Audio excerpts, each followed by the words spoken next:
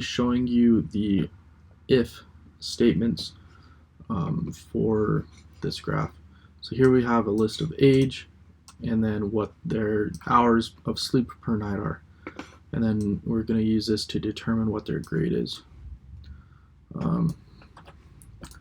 So here we are. We're going to try to calculate, based on this graph, what their grade is. If it's greater than 8 hours, they'll get an A. If it's greater than 6, a B. 4 is C. 2 D, and greater or less than or equal to 2 is an F. So you're going to go here and start out with typing if. And then we need to choose this. And if that is greater than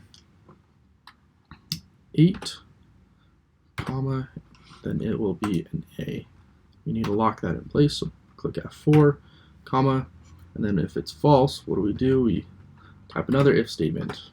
If this is greater than this, so 6, then the value, if it's true, is a B. Lock that into place, comma, and then we have to type another false. So if this is greater than 4, comma, then it's going to be a C. Lock that into place, comma, and then if it's false, we do another if statement.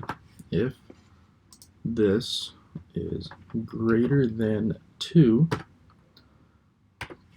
then it receives a D. Lock that into place.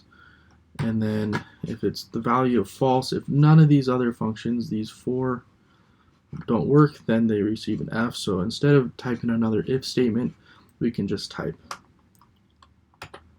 F. And then we just do 1, 2, 3, 4 parentheses and click enter. So you see here, they got a B. We'll click and drag this down. So, oops, oh snap. We'll just go, there we go. There we have it.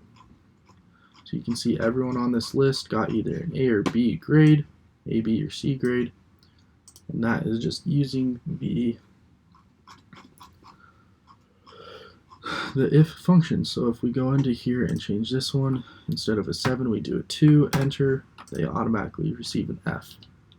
And that there is how you do if statements.